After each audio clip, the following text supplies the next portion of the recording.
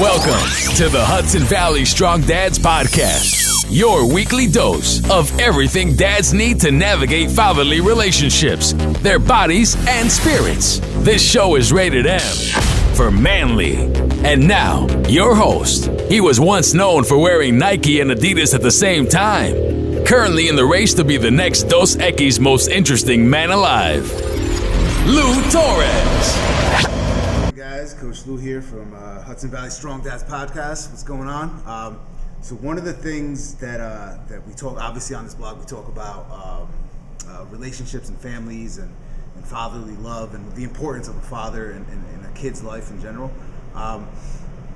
So one of the things quickly I want to talk about today, because kind of crunched on time a little bit, is why is it that people feel so unhappy, right? One of the things I learned from a mentor of mine is you have to kind of place yourself in positions of stuff that you enjoy, right? So that could be career, obviously financially, you want to set yourself in a position where you could do the things that you enjoy to do, you still take care of your responsibilities, and be able to take money and invest it and whatnot.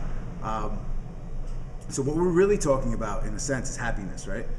An underlying question behind that is I think, are you doing the things that make you feel important, appreciated, worthy, right? So when you start to connect these dots and the top layer there is happiness, ask yourself this: when is it that you feel important? And what is it that you feel important about? When, like, is it the family setting that as a father you feel that you can provide for your kids and maybe to your spouse, and you're really taking care of her or him, whoever, right? Is it? I'll give you an example.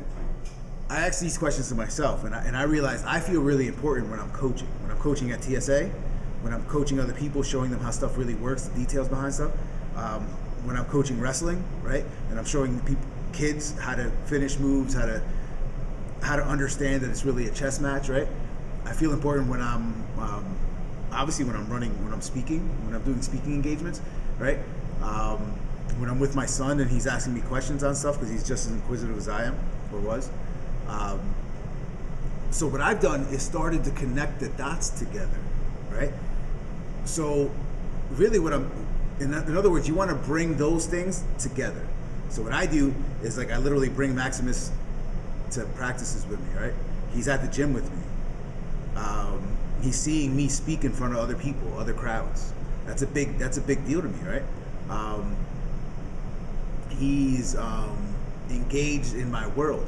So that makes me feel like I'm getting the trifecta. You know what I mean? So you have to answer your question. The questions are deeper for yourself.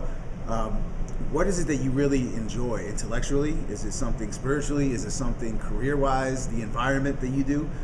Are you connecting these dots for yourself? Are you putting yourself in a position to be successful? Or are you around people that are kind of holding you back or sabotaging you? Or are you sabotaging yourself, right?